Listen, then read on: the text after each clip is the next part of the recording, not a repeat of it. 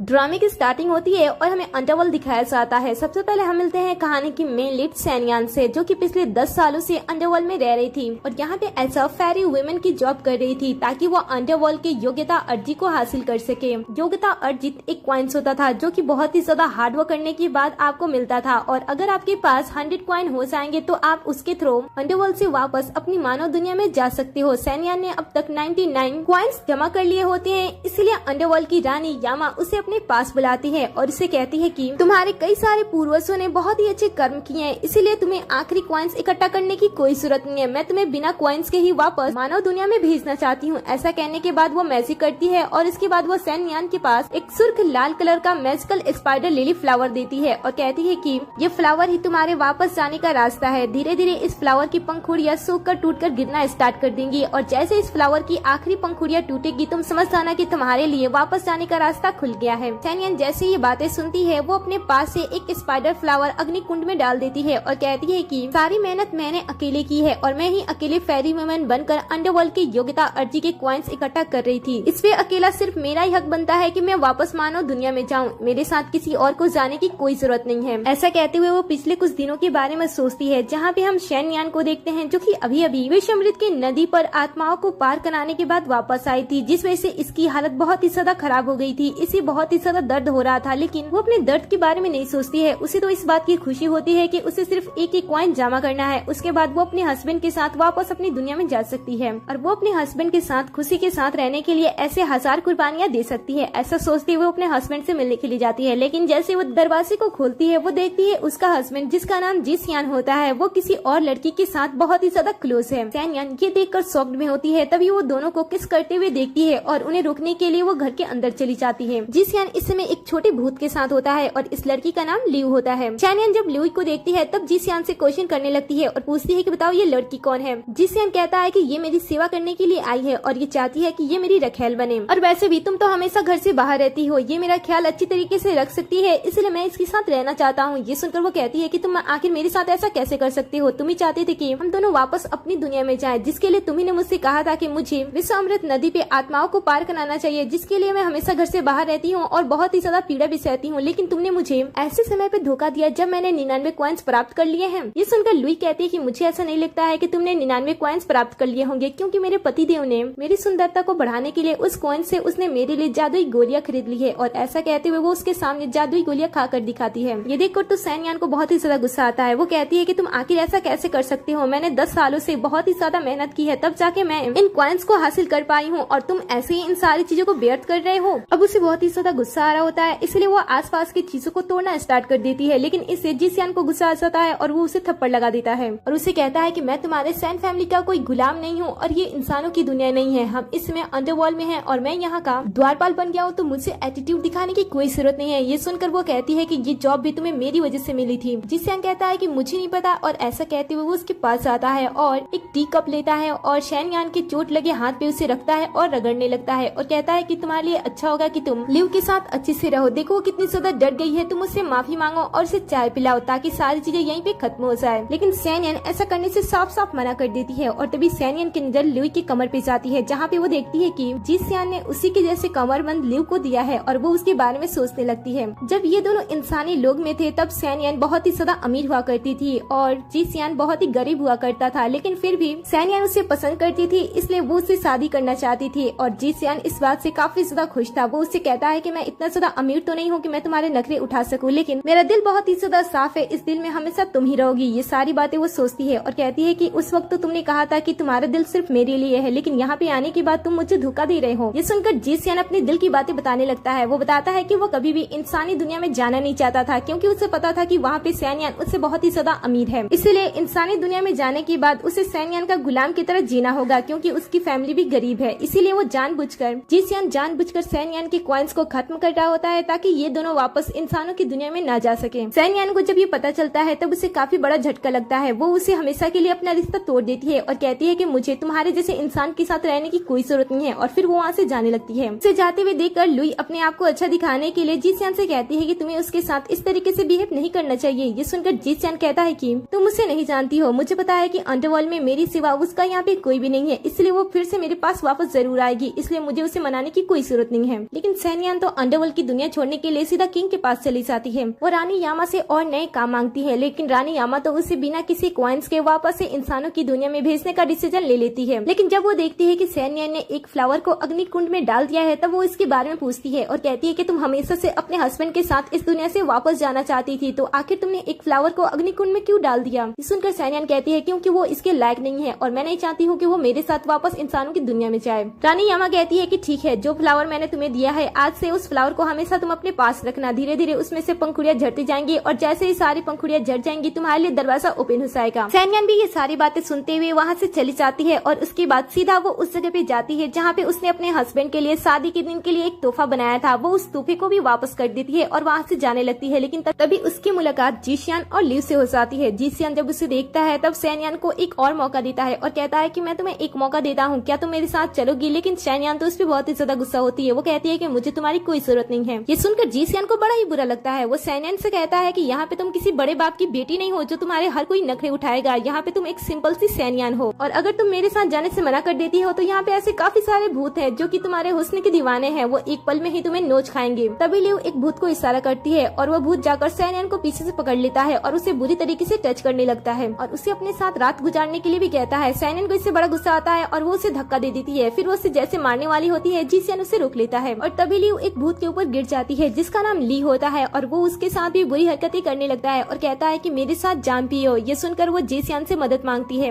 जीशियन सैनियन को झटक देता है और लिव के पास चला जाता है, लेकिन उसे पता नहीं चलता है कि उसने गलती से सैनियन को चोट पहुंचा दिया है। जीशियन और उसके आदमी भूत ली और उसके आदमियों के साथ लड़ाई करने लगते हैं, लेकिन उन्हें पता नहीं होता है कि लिव ने ली को गुस्से में वाइन बोतल से सर पे हमला कर दिया है, जिस वजह से उसकी हालत खराब हो गई है। इन लोगों को ली के बारे में पता नहीं होता है। भूत ली एक जज का बेटा होता है, इसलिए यहाँ पे कुछ ही देर के अंदर काफी सारे अंडरवर्ल्ड के गार्ड्स आने लगते हैं, जिसे देखकर सभी लोग यहाँ से भागने लगते हैं और जीशियन एक बार फिर से सैनियन को कुचलते हुए आगे बढ़ जाता है और तभी उसके हाथ से स्पाइडर लिली की एक पंखुड़ी गिर जाती है। जीशियन को फ्लावर थोड़ी सी दिखती है, इसलिए वो पीछे पलटकर उसे देखता है, लेकिन सही समय पे सैनियन उसे ढक देती है। फिर सभी लोग यहाँ से भाग जाते हैं और शॉप का ओनर सैनियन के पास आता है और उसे उठाता है और कहता है कि तुम्हारी हालत खराब है, क्या मैं तुम्हारे लिए डॉक्टर बुलाऊं। लेकिन सैनियन मना कर देती है और कहती है कि इस समय मैं इतने पीड़ा में हूँ कि कोई भी डॉक्टर मुझे ठीक नहीं कर सकता है और ऐसा कहते हुए वहाँ से चली जाती है। जब वो घर पे पहुँचती है तब वो देखती है कि जीशियन लुई के पैरों की मालिश कर रहा है और उसके लिए काफी ज्यादा वॉरिड है। इसे देखकर उसे अपनी बातें याद आती हैं। हम देखते हैं कि जब सैनियन विषमृत की नदी से आत्माओं को पार कराने के बाद उन्हें मोक्ष देने के बाद वापस आती है, तब उसके पैर में काफी दर्द होता है। लेकिन जीशियन उसे खाना बनाने से साफ साफ मना कर देता है और कहता है कि अगर तुमने खाना नहीं बनाया तो मेरे साथ तुम भी भूखी रहोगी। लेकिन आज काफी चीजें बदल गई थी। सैनियन को ये देखकर बिल्कुल भी अच्छा नहीं लगता है। वो सोचती है कि उसने इतने अमीर घर में जन्म लिया था जहाँ पे उसे काम करने की कोई जरूरत नहीं थी, लेकिन सिर्फ जीशियन की वजह से उसने खाना भी बनाया। उसे बहुत ही बुरा लग रहा होता है कि जीशियन ने उसके साथ अच्छा नहीं किया, इसलिए वो वहाँ से जाने लगती है। लेकिन तभी लिव जीशियन की कान भरने लगती है और जीशियन सैनियन को रोकता है। जब वो उसे रोकता है तब वो देखता है कि उसके हाथ में चोट लगा हुआ है, इसलिए वो उसके साथ थोड़ी नरमी से पेश आता है और उसे कहता है कि देखो, गुस्सा करने की कोई जरूरत नहीं है, अभी भी तुम मेरी पहली पत्नी हो और इसलिए मैं तुमसे सबसे ज्यादा प्यार करता हूँ। अगर तुम चाहो तो मेरे साथ मेरी पहली बीवी बनकर रह सकती हो। हम तीनों साथ में हंसी खुशी रह सकते हैं, क्योंकि मैं 2 दिन के बाद लिव से शादी करने जा रहा हूँ और मैं चाहता हूँ कि मेरी शादी में तुम मेरे साथ रहो। ऐसा कहते हुए वो उसके क्लोज जा रहा होता है, लेकिन सैनियन को ये अच्छा नहीं लगता है और वो उसे अपने आप से दूर कर देती है और कहती है कि मुझे तुम्हारी हमदर्दी की कोई जरूरत नहीं है। इसके बाद सैनियन वहाँ से जाने लगती है और अपने फ्लावर को देखते हुए कहती है कि मुझे अब तुम्हें 7 दिन तक नहीं झेलना होगा, बस 2 दिन, उसके बाद मैं तुम्हें हमेशा के लिए छोड़ दूंगी और तुमसे बहुत ही दूर चली जाऊंगी। अगले सीन में हम देखते हैं कि वो बैठी होती है, तभी जीशियन उसके पास आता है और कहता है कि आखिर तुम इतना गुस्सा क्यों कर रही हो। ये सुनकर वो उसे कहती है कि तुम्हें मेरे बारे में जानने की या फिर मुझसे पूछने की कोई जरूरत नहीं है। वैसे मैं तुम्हें बता दूं कि मैंने फेरी वुमेन की जॉब छोड़ दी है। ये सुनकर तो जीशियन को बड़ा ही गुस्सा आता है। वो सैनियन पे गुस्सा करता है और कहता है कि तुम्हें पता है ना कि मैं बस एक द्वारपाल हूँ और मेरे पैसों से हम तीनों का खर्च नहीं चल सकता है, इसलिए तुम्हें फेरी वुमेन का काम करना ही होगा। लेकिन सैनियन उसे साफ साफ मना कर देती है और तभी यहाँ पे लिव एक गार्ड को लेकर आती है। ये गार्ड यहाँ पे आता है और कहता है कि कल रात किसने भूत ली पे हमला किया था। आप लोगों को पता है कि भूत ली जज का बेटा है, इसीलिए जिसने उसे चोट पहुँचाया था उस इंसान को बर्फ के नर्क की सजा दी जाएगी और उसके बाद वो आफ्टर लाइफ में कभी भी नहीं जा सकता है। ये सुनकर तो लिव फटाक से सैनियन का नाम दे देती है। सैनियन समझाने की कोशिश करती है और कहती है कि मैंने ऐसा नहीं किया, इनफैक्ट तुमने उस पे हमला किया था। लेकिन लिव तो अपने आप को बहुत ही ज्यादा कमजोर और नाजुक बताती है और इस बात में उसका साथ जीशियन भी देता है, क्योंकि जीशियन इस समय सैनियन पे बहुत ही ज्यादा गुस्सा था। सैनियन गार्ड से बहुत ही ज्यादा रिक्वेस्ट करती है कि वो इनोसेंट है, लेकिन गार्ड ने पहले ही लिव से पैसे ले लिए थे, इसीलिए वो किसी की बातें नहीं सुनता है और यहाँ पे तो द्वारपाल भी उसके अगेंस्ट था, इसीलिए वो उसे ले जाने की बात कह देता है। सैनियन को पता था कि अगर वो बर्फ के नर्क में जाकर कुछ दिन ही रह लेती है तो वो वापस से कभी भी आफ्टर आफ्टर लाइफ में नहीं जा सकती है, उसका कभी भी पुनर्जन्म नहीं हो सकता है और वो इंसानों की दुनिया में कभी भी नहीं जा सकती है। इसीलिए वो लास्ट टाइम जी सियान के सामने अच्छी बनती है और कहती है कि तुमने वादा किया था कि तुम हर टाइम मेरा ख्याल रखोगे और मेरी हिफाजत करोगे। आज तुम्हारे साथ क्या हुआ? क्या तुम आज मेरा ख्याल नहीं रखोगे? जैसे वो सैनियन के लिए कोई डिसीजन लेने वाला होता है, लिव उसे अपनी तरफ खींच लेती है और कहती है कि हमारी कुछ ही दिन के बाद शादी होने वाली है, इसलिए तुम्हें इन सारी चीजों के अंदर नहीं फंसना चाहिए। जी सियान भी कुछ नहीं कहता है, इसलिए सैनियन गुस्सा होकर उसे थप्पड़ लगा देती है। अब गार्ड को भी गुस्सा आता है, इसलिए वो सैनियन को पनिश करते हुए अपने साथ लेकर चला जाता है और बर्फ के नर्क में उसे छोड़ देता है। जब वो अकेली होती है तब उसे सैनियन की बहुत ही ज्यादा याद आ रही होती है। वो उस पलों के बारे में सोचती है जिस पल वो जी सियान के साथ खुशी के साथ थी। वो उस पल को भी याद करती है जब उसने उसे शादी के लिए प्रपोज किया था। उसने कड़कती ठंडी में पूरे तालाब को प्यारे कमल से भर दिया था। ये देखकर तो सैनियन उसे पूछती है कि इतने ठंडी में तुमने इतने प्यारे कमल के फूल आखिर तुमने कैसे खिलाए? ये सुनकर वो उसे कहता है कि सिर्फ तुम्हारे लिए मैंने इस नदी के सारे पानी को एक ऐसे झरने से कनेक्ट कर दिया है जिस झरने में हमेशा गर्म पानी आता है और वो काफी नॉर्मल होता है, और ये मैंने सिर्फ और सिर्फ तुम्हारे लिए ही किया है। वो उसे एक कमल का फूल देते हुए उसे शादी के लिए प्रपोज करता है और कहता है कि क्या तुम मुझसे शादी करोगी? तब सैनियन भी शादी के लिए हाँ कर देती है। इस समय नर्क के बर्फ में सैनियन को वो प्यारी बातें याद आ रही होती हैं और वो अपने पास से स्पाइडर लिली बाहर निकालती है और कहती है कि ज्यादा दिन नहीं, अगर मैं यहाँ पे किसी तरीके से निकल जाती हूँ तो उसके बाद यहाँ पे मुझे सिर्फ एक ही दिन रहना होगा, उसके बाद मैं तुम्हें कभी नहीं देख पाऊंगी। तभी यहाँ पे एक गार्ड आता है। गार्ड को देखते ही सैनियन उससे कहती है कि मैं बेगुनाह हूँ। गार्ड कहता है कि हाँ तुम बेगुनाह हो क्योंकि तुम्हारे लिए किसी ने गवाही दी है। ये सुनकर सैनियन को एक पल के लिए लगता है कि शायद जी सियान ने ही उसकी जान बचाई होगी, उसी ने ही उसके लिए गवाही दी होगी, इसलिए वो पूछती है कि वो पर्सन कौन है। तब गार्ड उसे बताता है कि जहाँ पे ये लड़ाई हुई थी वहाँ के मालिक ने तुम्हारे लिए गवाही दी है। फिर सैनियन को समझ में आता है कि आखिर जी सियान उसके लिए गवाही कैसे दे सकता है, वो तो लिव के साथ शादी कर रहा होगा ना। फिर वो वहाँ से निकल जाती है। अब आखिरी दिन होता है। सैनियन अपने फ्लावर के साथ बाहर होती है और अब उसके पास सिर्फ एक ही कली बची थी क्योंकि उसके पास अब सिर्फ आज का ही दिन था। और तभी वो सामने से जी सियान को शादी की ड्रेस में देखती है।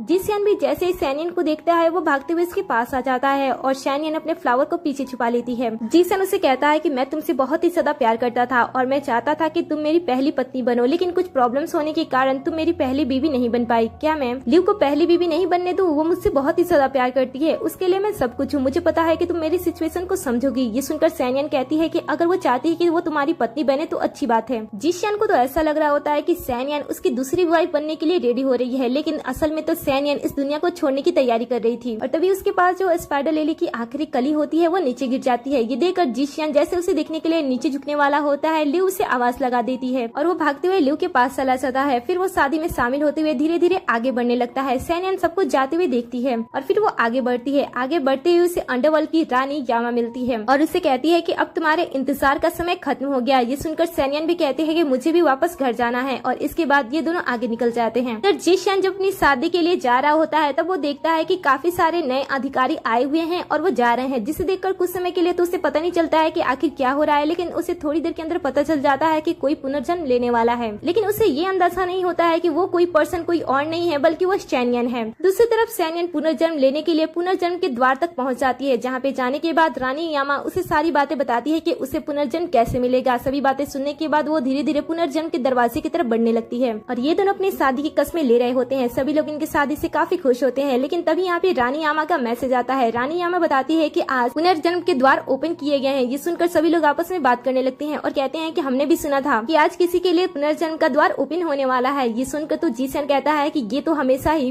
भूत फेस्टिवल के दिन ओपन होता है ना, जहाँ पे काफी सारे लोग पुनर्जन्म लेते हैं, लेकिन आज ऐसा क्यों हो रहा है। ये सुनकर कुछ लोग कहते हैं कि शायद आज जो पर्सन पुनर्जन्म लेने वाला है वो बहुत ही ज्यादा अच्छा है और उसने बहुत ही ज्यादा नेकियां की हैं, इसीलिए उसके लिए आज स्पेशली पुनर्जन्म के द्वार को ओपन किया गया है। और फिर सभी लोग बहुत ही ज्यादा एक्साइटेड हो जाते हैं और कहते हैं कि उन्होंने कभी भी ऐसे पुनर्जन्म के दरवाजे को नहीं देखा है, इसलिए वो उसे देखने के लिए शादी के समारोह को छोड़कर वहाँ से चले जाते हैं। इस बात से लिव को काफी ज्यादा गुस्सा आता है और वो रानी के मैसेज को बीच से ही हटा देती है और कहती है कि आखिर वो कौन है जिसकी वजह से मेरी शादी खराब हो रही है। लेकिन फिर वो सारी बातों को छोड़कर अपनी शादी की कस्में खाने लगती है। दूसरी तरफ सैनियन भी पुनर्जन्म के दरवाजे की तरफ धीरे धीरे बढ़ने लगती है और तभी उसे जी सियान के दिए हुए हेयर पिन के बारे में याद आता है। वो उसे लेती है और उसे फेंक देती है और कहती है कि अब मुझे यहाँ के लोगों के साथ रिश्ता बनाने की कोई जरूरत नहीं है। ये एक आखिरी चीज थी जिसने मुझे जी सियान ने दी थी, इसे भी मैं यहीं पे छोड़ के जा रही हूँ और अब से मैं अपने पेरेंट्स और अपने भाई के साथ रहूंगी। ऐसा कहते हुए वो धीरे धीरे और भी ज्यादा उसके क्लोज जाने लगती है। इधर ये दोनों अपनी शादी की कस्में ले रहे होते हैं, लेकिन तभी अचानक से सैनियन का वो पेंडेंट जिसे जी सियान ने उसे दिया था वो टूट जाता है। इसे देखकर जी सियान को कुछ अजीब सी फीलिंग आती है और वो एक पल के लिए सोचता है कि क्या वो पर्सन जो पुनर्जन्म ले रहा है वो सैनियन हो सकती है। इसलिए वो अपनी शादी के समारोह को बीच में ही छोड़कर और लिव को धक्का देते हुए वो देखने के लिए चला जाता है, जहाँ पे वो शैन यान को पुनर्जन्म लेते हुए देखता है। वो जब उसे देखता है तब उसे रोकने की कोशिश करता है और उसे कहता है कि वो उसे अकेले छोड़कर यहाँ से नहीं जा सकती है, लेकिन वो उसे कहती है कि मैंने तुम्हें अकेला नहीं छोड़ा, तुमने मुझे अकेला छोड़ा है, इसीलिए अब से तुम यहाँ पे अकेले रहो। और तब यहाँ पे लिव भी आ जाती है और जी सियान से कहती है कि हमारी शादी पूरी नहीं हुई है, चलो हम अपनी शादी पूरी करें। ये सुनकर तो शैन यान उसकी तरफ मुस्कुराती है और वहाँ से सीधा पुनर्जन्म के रास्ते में प्रवेश कर लेती है। जी सियान उसे रुकने की कोशिश करता है, लेकिन वो उस दरवाजे के आर पार नहीं जा पाता है। उसे बहुत ही ज्यादा बुरा लग रहा होता है और तभी वो जमीन पे देखता है। इधर लुई को उसका हेयर पिन मिलता है तो उसे वो फ्लावर की कलियां मिलती हैं, जिसे देखने के बाद वो सोचता है कि शैन यान ने उसे एक बार नहीं, दो बार नहीं, बल्कि कई बार मौके दिए हैं ये बताने के लिए वो पुनर्जन्म ले रही है। लेकिन वही लिव के प्यार में इतना ज्यादा पागल हो गया था कि उसने शैन यान पे कभी ध्यान ही नहीं दिया। और तभी वो लिव को वो हेयर पिन लगाते हुए देखता है। इस बात से उसे काफी ज्यादा गुस्सा आता है और वो उसे छीन लेता है, जिस वजह से लिव का चेहरा भी खराब हो जाता है। लेकिन लिव उस पर गुस्सा नहीं करती है, वो उसे समझाती है और कहती है कि वो चली गई तो क्या हुआ, मैं तुम्हारे साथ हूँ, हम दोनों शादी करके यहाँ पे हंसी खुशी रह सकते हैं। लेकिन जी सियान को वापस अपनी दुनिया में जाना था, इसलिए लिव उसे कहती है कि तुम्हें चिंता करने की कोई जरूरत नहीं है, वो अकेली चली गई तो क्या हुआ, मैं तुम्हारे साथ तुम्हारी दुनिया में जाऊंगी और हम दोनों साथ में अपनी दुनिया में जाएंगे। ऐसा कहते हुए वो उसे अपनी बातों में फंसाती है और वापस उसके साथ घर चली जाती है। घर आने के बाद भी जी सियान शैन यान के बारे में सोच रहा होता है। ये देखकर लिव उसे फिर से अपने बातों में फंसाती है और कहती है कि आज हमारा फर्स्ट नाइट है, हमें इसे इस तरीके से बर्बाद नहीं करना चाहिए। और ऐसा कहते हुए वो उसे धीरे धीरे उसके क्लोज जाने लगती है। जैसे भी जी सियान उसके क्लोज आता है, अचानक से वो दिखता है कि लिव एक खूबसूरत महिला से अचानक से एक बूढ़ी और भद्दी महिला में बदल गया है। ये देखकर वो बुरी तरीके से डर जाता है। लिव भी अब जब अपने आप को आईने में देखती है तो फटाक से मैजिक करती है और जी सियान से कहती है कि तुम्हें पता है ना कि मैं एक भूत हूँ, मुझे अपने चेहरे को मेंटेन करने के लिए वो खास कॉइन की जरूरत है, जिसका यूज करके मैं मैजिकल गोली खरीद सकती हूँ और अपने चेहरे को और भी ज्यादा सुंदर बना सकती हूँ। लेकिन जी सियान उसे और भी ज्यादा कॉइन्स देने से मना कर देता है और बॉक्स को लेकर वहाँ से भागने की कोशिश करता है और कहता है कि अब मुझे तुम्हारे साथ नहीं रहना है, मैं शैन यान के पास जाकर रहूंगा। ये सुनकर वो उसे रोकती है और कहती है कि आखिर तुम उसके पास जाकर क्या करोगे, उसने तो पहले ही तुम्हें डाइवोर्स दे दिया है। ऐसे कहने के बाद वो उसे डाइवोर्स लेटर दिखाती है। जी सियान उसे देखने के बाद भी कहता है कि मुझे फर्क नहीं पड़ता है, लेकिन मैं तुम्हारे जैसी बूढ़ी और बेकार जैसी भूतनी के साथ नहीं रह सकता हूँ, मैं वापस जा करूंगा। और ऐसा कहने के बाद वो उसे धक्का देते हुए वहाँ से भाग जाता है। दूसरी तरफ हम शैन यान को देखते हैं। जब उसे होश आता है तब वो अपने आप को इंसानों की दुनिया में देखती है और सही सलामत देखती है। वो बहुत ही ज्यादा खुश होती है। तभी उसकी माँ और उसके भाई साव उसे मिलने के लिए आते हैं और कहते हैं कि हमें बहुत ही ज्यादा खुशी है कि तुम होश में आ गई हो, तुम्हें पता है कि तुम पिछले 10 दिनों से ऐसे ही सो रही थी। ये सुनकर शैन यान को समझ में आ जाता है कि यहाँ का एक दिन नर्क की दुनिया का 1 साल होता है। वो यहाँ पे आने के बाद काफी खुश होती है और अपनी माँ को सीने से लगा लेती है। फिर उसके बाद वो जी सियान के बारे में पूछती है। उसकी माँ उसे बताती है कि तुम्हें तो पता है कि तुम्हारा एक्सीडेंट तुम्हारी शादी के दिन हुई थी। जब तुम्हें डोली में बैठाकर शादी के लिए लेकर जाया जा रहा था तब तुम्हारा और जी सियान का एक्सीडेंट हो गया था, जिस वजह से तुम्हारी ये हालत हो गई। और जी सियान की हालत तो बहुत ही ज्यादा खराब है। डॉक्टर ने बताया कि अगर जी सियान को होश भी आ जाता है तब भी वो अपने पैरों पे चल नहीं सकता है, क्योंकि उसके पैर पूरी तरीके से खराब हो गए हैं। इसके बाद माँ और भाई दोनों मिलकर शैन यान को समझाने लगते हैं और कहते हैं कि हमें पता है कि तुम जी सियान से बहुत ही ज्यादा प्यार करती हो, लेकिन अब वो पहले की तरह नहीं रहा, अच्छा होगा कि तुम उसके साथ अपना रिश्ता तोड़ दो। इनकी बातें सुनने के बाद शैन यान सोच में पड़ जाती है और कहती है कि उससे रिश्ता तो मैं कब का तोड़ के आ गई हूँ, और अगर ये दोनों चाहते हैं कि मैं उसके साथ रिश्ता ना रखूँ तो मैं नहीं रखूंगी। और फिर वो अपनी माँ और भाई से कहती है कि आप सब जैसा चाहती हो वैसा ही होगा। ये सुनकर भाई कहता है कि तुम्हें ज्यादा चिंता करने की कोई जरूरत नहीं है, हमारे पास इतने सारे पैसे हैं कि हम उनका मुंह बंद कर सकते हैं, हम उनके परिवार को इतने सारे सोने चांदी जवाहरात दे सकते हैं कि वो कभी भी अपना मुंह नहीं खोलेंगे। इधर हम अंडरवर्ल्ड की रानी यामा के पास जी सियान को देखते हैं। यहाँ पे जी सियान आने के बाद रानी से बात करता है कि उसे भी इंसानों की दुनिया में वापस भेज दिया जाए और उसके बाद जितने भी कॉइन्स होते हैं वो उनका यूज करता है। लेकिन रानी यामा उसे इंसानों की दुनिया में जाने से साफ साफ मना कर देती है। जी सियान उससे कहता है कि मैं अपनी पत्नी से बहुत ही ज्यादा प्यार करता हूँ, इसलिए मैं उसके पास जाना चाहता हूँ, मैं उसे ढूंढ कर वापस आ जाऊंगा। ये सुनकर रानी उससे कहती है कि वो अपनी मर्जी से उस दुनिया में गई है और तुम्हें इंसानों की दुनिया में जाकर तुम्हें उसे वापस लाने की कोई जरूरत नहीं है। तुम्हें पता है कि उसने इंसानों की दुनिया में जाने के लिए कितनी ज्यादा कोशिश की है, वो हमेशा ही ऐसे काम किया करती थी जिससे उसे बहुत ही ज्यादा दर्द हुआ करता था, लेकिन फिर भी वो तुम्हारे साथ जाना चाहती थी, लेकिन तुमने उसे धोखा दिया, इसलिए उसने तुम्हें यहीं पे छोड़ दिया। ये सुनकर वो कहता है कि नहीं, ऐसी कोई बात नहीं है, हम दोनों तो अभी भी शादी में है। ये सुनकर रानी यामा को गुस्सा आता है। वो कहती है कि मुझसे झूठ बोलने की कोशिश मत करना, मुझे पता है कि उसने तुम्हें डाइवोर्स दे दिया है। और फिर रानी यामा गार्ड्स को बुलाती है और जी सियान को वहाँ से हटाने के लिए कहती है। ये वहाँ से हट जाता है, लेकिन वो उस द्वार के पास जाता है और उसके अंदर जाने की कोशिश करता है, लेकिन बार बार कोशिश करने के बाद भी वो अंदर नहीं जा पाता है। इस वजह से वो बहुत ही ज्यादा अपसेट हो जाता है और रोने लगता है। तभी हम एक लड़की को देखते हैं जो कि छुपकर उसे देख रही होती है। ये लड़की यहाँ की डायन होती है, जिसे जी सियान पे अफसोस आ जाता है। वो उसे देखती है और उसके पास आती है और उसे पूछती है कि तुम यहाँ पे ऐसे क्यों रो रहे हो, तुम इस दरवाजे से बिना अनुमति के वापस नहीं जा सकते हो, अच्छा होगा कि तुम यहाँ से वापस चले जाओ। लेकिन जी सियान यहाँ से जाने का नाम ही नहीं लेता है। वो अपनी प्रेम कहानी डायन को सुनाता है और वो बताता है कि वो जी सियान से कितना इतना ज्यादा प्यार करता है। वो अपनी गलतियों के बारे में इसे नहीं बताता है। इस वजह से इस जान को जी सियान पे अफसोस सताता है। इसलिए वो उसे कहती है कि अगर तुम वापस इंसानों की दुनिया में जाना चाहते हो तो एक रास्ता है, चिंता मुक्त पूल। अगर तुम उस पूल के पानी से इंसानों की दुनिया में जाना चाहते हो तो तुम जा सकते हो, लेकिन इससे तुम्हें बहुत ही बड़ा खतरा हो सकता है। तुम इंसानों की दुनिया में जाने से पहले ही मर सकते हो, नहीं तो तुम्हारी बॉडी अब नॉर्मल हो सकती है। ये सुनकर वो कहता है कि मुझे चिंता करने की कोई जरूरत नहीं है, मैं बस इंसानों की दुनिया में जाना चाहता हूँ और इसके लिए मैं कुछ भी कर सकता हूँ। ये सुनकर डायन उसे उस पुल का रास्ता बता देती है। इसके बाद वो उस पुल से जाने की कोशिश करता है, लेकिन तभी उसकी हालत खराब होने लगती है और लिव भी यहाँ पे आ जाती है। वो उसे रोकती है और कहती है कि तुम हमेशा ही सैनयान की याद में बहुत ही ज्यादा ड्रिंक करते हो, जिस वजह से तुम्हारी हालत भी खराब हो गई है। और इसके बाद वो उसे एक मेडिसिन देखती है ताकि वो ठीक हो जाए, लेकिन वो उस दवा को फेंक देता है और कहता है कि तुम्हें मेरी चिंता करने की कोई जरूरत नहीं है, क्योंकि मैं तुम्हारा कोई भी नहीं हूँ। ये सुनकर वो कहती है कि अब तो सैनयान भी यहाँ से चली गई है और तुम भी यहाँ पे रहना चाहते थे, हम दोनों साथ में एक दूसरे के साथ हंसी खुशी से नहीं रह सकते हैं। देखो मेरा फेस भी सही हो गया है। लेकिन जी सियान तो लुई के साथ रहना ही नहीं चाहता था। वो उसे धक्का देता है और पानी में कूद जाता है। दूसरी तरफ हम सैनयान को देखते हैं, वो अपनी माँ से बात कर रही होती है। तब यहाँ पे दासी भागते हुए आती है और सैनयान को बताती है कि जी सियान के पेरेंट्स आए हैं और काफी गुस्से में हैं। सैनयान कहती है कि उन दोनों को अंदर लेके आओ। जी सियान के पेरेंट्स अंदर आते हैं, लेकिन वो काफी गुस्से में होते हैं क्योंकि उन्हें ऐसा लग रहा होता है कि उनके बेटे के साथ जो कुछ भी हुआ है वो सैनयान की वजह से ही हुआ है। इसीलिए वो बहुत ही ज्यादा गुस्सा कर रहे होते हैं। सैनयान के भाई और उसके पिताजी उन्हें समझाने की कोशिश करते हैं और कहते हैं कि देखिए आपका बेटा तो होश में भी नहीं आया है, इसलिए अच्छा होगा कि आप पैसे लेकर ये सारी चीजें खत्म कर दो। लेकिन ये लोग पैसे लेने से साफ साफ मना कर देते हैं। ये सुनकर सैनयान अपनी माँ के कानों में कुछ बात करती है और वहाँ से बाहर निकलती है। जैसे ही जी सियान के पेरेंट्स सैनयान को देखते हैं वो डर से घबरा जाते हैं क्योंकि उन्हें ऐसा लग रहा होता है कि सैनयान मर गई है। सैनयान उनसे कहती है कि आप सबने कहा है कि आप सबको पैसे नहीं चाहिए, मतलब कि आप दूसरी चीजें ले सकते हो। ऐसा कहने के बाद वो अपने सेवकों को बुलाती है। सेवक अपने हाथ में एक बड़ी सी बॉक्स के साथ बाहर आते हैं जिसके अंदर हीरे, मोती, जवाहरात, मोतिया काफी सारी चीजें होती हैं, जिसे देखकर तो ये दोनों एक पल में ही पिघल जाते हैं और सारी चीजें लेकर बातों को यहीं पे खत्म कर देते हैं। लेकिन घर पे जाने के बाद और अपने बेटे को देखने के बाद उनके मन में और भी ज्यादा लालच आने लगता है। वो कहते हैं कि हमें अपने बेटे के लिए और भी ज्यादा पैसे मांगने चाहिए थे क्योंकि वो बहुत ही ज्यादा अमीर है। और तभी वो देखते हैं कि उनका बेटा होश में आ गया है। ये देखकर वो काफी खुश होते हैं। जी सियान को भी वापस आकर काफी ज्यादा खुशी होती है। लेकिन जैसे वो सैनयान से मिलने के लिए आगे बढ़ता है वो देखता है कि उसका पैर काम नहीं कर रहा है, लेकिन फिर भी वो वैसे ही लंगड़ते हुए सैनयान को ढूंढने के लिए चला जाता है, जहाँ पे उसे मिसअंडरस्टैंडिंग हो जाती है और एक दूसरी लड़की को वो सैनयान समझकर उसे गले लगा देता है। ये देखकर लोगों को बिल्कुल भी अच्छा नहीं लगता है और लोग उसे बुरी तरीके से पीटने लगते हैं। सैनयान भी पास से गुजर रही होती है जो कि जी सियान को सही सलामत देख लेती है। इसके बाद वो घर पे जाकर अपने भाई को अंडरवर्ल्ड में जो कुछ भी हुआ था वो सारी बातें बता देती है और कहती है कि क्या तुम मुझ पे विश्वास करते हो। ये सुनकर वो कहता है कि हाँ क्यों नहीं, मैं तुम्हारा भाई हूँ, मैं तुम पर क्यों नहीं विश्वास करूंगा, लेकिन जो बात तुमने जी सियान के बारे में बताया उससे मुझे बहुत ही ज्यादा गुस्सा आ रहा है। आखिर वो तुम्हारे साथ ऐसा कैसे कर सकता है। जब वो होश में आएगा तो मैं उसे अच्छी तरीके से सबक सिखाऊंगा। ये सुनकर सैनयान कहती है कि मुझे ऐसा लग रहा है कि शायद वो होश में आ गया है। ये सुनकर तो वो उसे सबक सिखाने के लिए आगे बढ़ता है, लेकिन सैनयान उसे रोकती है और कहती है कि मैं कुछ सोच रही हूँ, मैं जैसा कहूंगी तुम वैसा ही करना। ये सुनकर उसका भाई कहता है कि ठीक है। इसके बाद वो अपने गार्ड सबसे कहे कि जी सियान को अपने पास बुलाता है। जी सियान यहाँ पे आने के बाद सैनयान को एक बार देखने की चाह रखता है, लेकिन उसका भाई उसे साफ साफ देखने से मना कर देता है और कहता है कि तुम दोनों की शादी टूट गई है, इसलिए तुम्हें उसे देखने का कोई भी हक नहीं बनता है। ये सुनकर जी सियान कहता है कि मैंने तो शादी रद्द नहीं की है, तो आखिर शादी कैसे रद्द हो सकती है। ये सुनकर वो कहता है कि तुम्हारे पेरेंट्स ने शादी को रद्द करने के लिए बहुत सारे ज्वेलरी और खजाने हमसे लिए हैं, तो तुम्हें ऐसा करने की कोई जरूरत नहीं है। और वैसे भी तो तुम अपनी आधी बॉडी से अपंग हो, तो आखिर तुम मेरे बहन का ख्याल कैसे रख सकते हो जो कि तुम्हें उससे शादी करनी है। ये सुनकर वो कहता है कि मैं उसका ख्याल रख सकता हूँ, तो मुझे बस उसे एक बार देखने का मौका तो दो। लेकिन ये सुनकर उसका भाई बहुत ही ज्यादा गुस्सा करता है और कहता है कि तुम्हारे बारे में सारी बातें जानने के बाद और तुमने जो कुछ भी मेरी बहन के साथ जो कुछ भी किया है, चाहे यहाँ या फिर कहीं और, उसकी वजह से मैं तो तुम्हें उसे कभी भी मिलने नहीं दूंगा। ये सुनकर वो बहुत ही ज्यादा रिक्वेस्ट कर रहा होता है। तब वो कहता है कि ठीक है, अगर तुम मेरी सजा को झेल लेते हो तो मैं तुम्हें अपनी बहन से मिलने का एक मौका दूंगा। ये सुनकर जी सियान कहता है कि ठीक है। इसके बाद उसका भाई कोड़े मंगाता है और जी सियान पे उसे जितना गुस्सा आया होता है वो उसे मार मार कर निकाल देता है। इसके बाद जी सियान उसे अपनी बहन से मिलने के लिए कहता है, तब वो मना कर देता है और कहता है कि तुम्हारी औकात नहीं है मेरी बहन से मिलने के लिए, और फिर वो गार्ड के थ्रू उसे बाहर फिकवा देता है। अब घर के दरवाजे पे जी सियान काफी देर तक रहता है और वो सैनयान का इंतजार कर रहा होता है कि कब वो उसे देख पाए, लेकिन काफी समय होने के बाद भी सैनयान नहीं आती है और जो गार्ड होता है वो उसे धमकाने लगता है और कहता है कि अगर तुम यहाँ से नहीं गए ना तो मैं तुम्हें बहुत ही बुरी तरीके से मारूंगा। और तभी यहाँ पे सैनयान भी आ जाती है। सैनयान को देखकर वो उसके पैरों को पकड़ लेता है और कहता है कि मुझे माफ कर दो। सैनयान कहती है कि मैं तुम्हें माफ करने वाली कौन होती हूँ, आगे हमारे बीच में रिश्ता क्या है। ये सुनकर वो कहता है कि हम दोनों हस्बैंड वाइफ हैं। सैनयान कहती है कि जितना मुझे याद है, चाहे वो इस दुनिया की बात हो या फिर उस दुनिया की बात हो, मैंने दोनों जगह से अपने रिश्ते तुम्हारे रिश्ते के साथ तोड़ दिए हैं, तो आखिर फिर तुम किस रिश्ते से मुझे अपनी वाइफ बुला रहे हो। मैं तुम्हारी वाइफ नहीं हूँ, तुम्हारी वाइफ शायद नर्क लोक में हो सकती है, उससे जाकर तुम मिलो जिससे तुमने शादी की थी। ये सुनकर वो अपने शादी के बारे में सोचता है और कहता है कि नहीं, मैंने शादी शादी नहीं की थी, तुम जैसा सोच रही हो ऐसा कुछ नहीं है।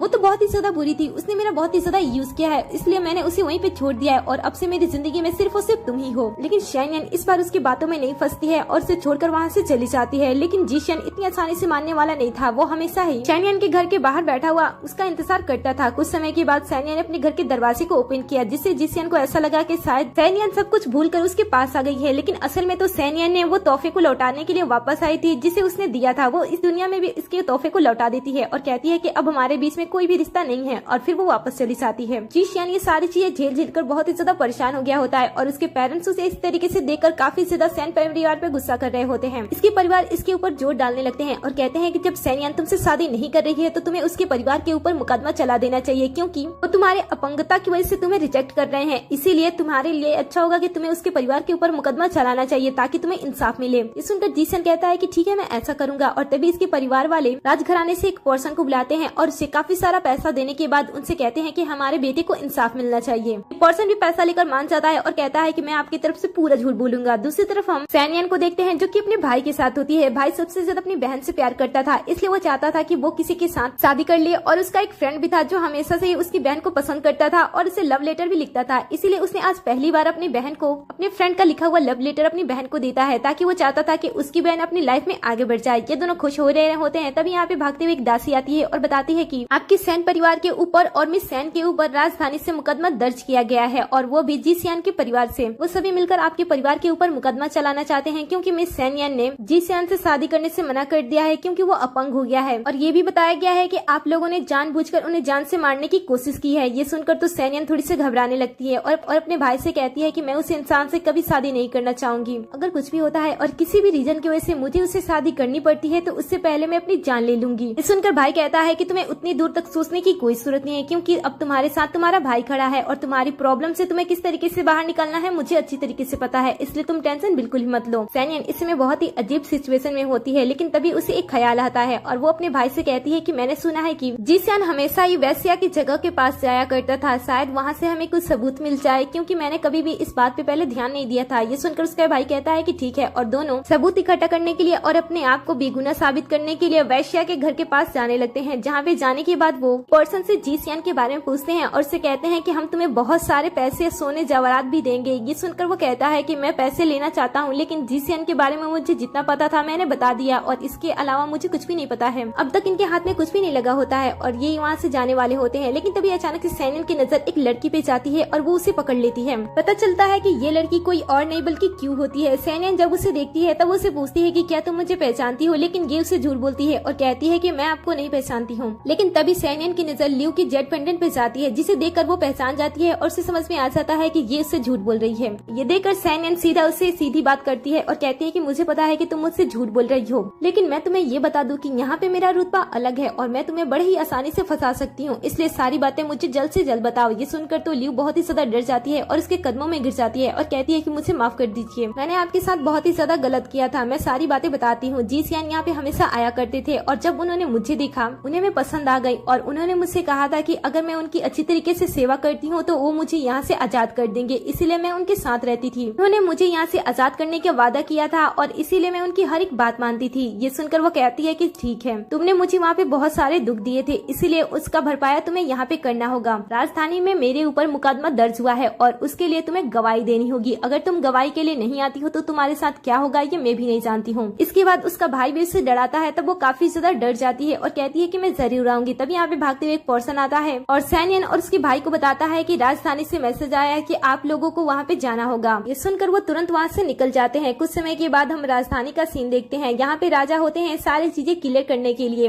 राजा सैनियन से पहले पूछते हैं कि क्या तुम जीशियन को जानती हो, तब वो कहती है कि हाँ मैं जानती हूँ, एक बार हम दोनों की सगाई हुई थी। ये सुनकर राजा कहते हैं कि ठीक है, लेकिन मैं तुम्हें कह रहा हूँ कि तुम दोनों को सगाई पूरी करनी होगी। लेकिन सैनियन सगाई पूरी करने से साफ साफ मना कर देती है। ये सुनकर जिस पर्सन ने पैसे लिए थे वो राजा को उकसाने की कोशिश करने लगता है और कहता है कि ये तो महाराज की भी बातें नहीं सुन रही है। नियम के अनुसार इसे तो 50 कोड़े मारने चाहिए, लेकिन इसकी बदतमीजी की वजह से इसे 80 कोड़े से भी ज्यादा मारना चाहिए। ये सुनकर वो कहती है कि मैं सारे कोड़े सहने के लिए राजी हूँ, लेकिन मैं इस लड़के से शादी नहीं कर सकती हूँ। ये सुनकर तो इसके फैमिली वाले ड्रामा करने लगते हैं कि ये अपंग है, इसीलिए ये लड़की से शादी नहीं करना चाहती है। सभी लोग आपस में फुसफुसाने लगते हैं कि लड़की बहुत ही ज्यादा बदतमीज है। भाई जब आगे बढ़कर अपनी बहन को बचाने की कोशिश करता है तो जिस पर्सन ने पैसे लिए थे वो भाई को भी फंसा देता है। जहाँ पे गार्ड आते हैं और उसे पकड़ लेते हैं। सैनियन ये सारी चीजें देखती है और राजा को एक लेटर देती है और कहती है कि इससे आपको पता चल जाएगा कि आपके पास जो खड़ा है वो कितना बड़ा गद्दार है। इसने जी सियान के परिवार से पैसे लेकर मुझे फंसाने की कोशिश की है। सारी चीजें देखने के बाद राजा इतना ज्यादा गुस्सा होता है कि वो उस पर्सन को वहाँ से निकाल देता है और सजा के लिए भेज देता है। इसके बाद वो सैनियन के भाई को भी छोड़ देता है और फिर वो जी सियान के परिवार पे गुस्सा करने लगता है और कहता है कि मैंने तुम्हारे परिवार को अच्छा समझा था, इसलिए तुम्हारे पक्ष में फैसला ले रहा था, लेकिन तुम लोग तो इतने ज्यादा बुरे हो, तुम सब सैनियन के परिवार को फंसाना चाहते हो। मैं तुम सबको ही कड़ी सजा दूंगा अगर सैनियन ने इसमें लिखे सभी बातों को सच साबित कर दिया। फिर वो सैनियन से कहते हैं कि तुमने इसमें लिखा है कि इन लोगों ने तुम्हें जान से मारने की कोशिश की थी, क्या इसके लिए तुम्हारे पास कोई सबूत है? तब वो कहती है कि हाँ, मैं बिना सबूत के किसी पे इल्जाम नहीं लगाती हूँ। और तभी यहाँ पे लियू आ जाती है। लियू को देखते ही जी सियान बहुत ही ज्यादा घबराने लगता है। इसके बाद लियू सारी सच्चाई सबको बताने लगती है और कहती है कि मैं एक वैश्या हूँ। और फिर हम फ्लैशबैक में इनकी कहानी देखते हैं, जहाँ पे हम देखते हैं कि जी सियान कई बार लियू के क्लोज जाने की कोशिश करता है और उसे किस करने की भी कोशिश करता है लेकिन लियू उसे अपने आप से दूर कर देती है और कहती है कि मुझे पता है कि आपकी जिंदगी में कोई है। सुनकर वो उसे अपने बातों में फंसाने लगता है और कहता है कि प्यार तो मैं उससे करता हूँ, लेकिन तुमसे बहुत ही ज्यादा प्यार करता हूँ और उससे प्यार तो मैं सिर्फ उसके पैसों के लिए करता हूँ, लेकिन मैं तुमसे दिलो जान से प्यार करता हूँ। तुम्हें पता है कि कुछ ही टाइम के बाद हम दोनों शादी करने वाले हैं, लेकिन मेरे पास एक प्लान है। मैं शादी के दिन उसे जान से मारने की कोशिश करूंगा, सिर्फ और सिर्फ तुम्हारे लिए। अगर वो मर जाती है तो मैं पूरी तरीके से तुम्हारा हंसाऊंगा, क्योंकि उसके मरने के बाद मैं उसकी पूरी प्रॉपर्टी ले लूंगा, क्योंकि शादी के बाद जो कुछ भी उसका है वो तो मेरा ही हो जाएगा ना, इसलिए तब तक तुम मेरा वेट करना। ऐसा कहते हुए वो उसे किस करने लगता है। समय बीता है और इनकी शादी होती है और शादी के दिन सच में सैनियन का एक्सीडेंट हो जाता है, जिस वजह से वो बहुत ही ज्यादा घायल हो जाती है। उसके जीने के दिन बहुत ही ज्यादा कम हो जाते हैं, लेकिन ये सारी चीज देखकर जी सियान को बहुत ही ज्यादा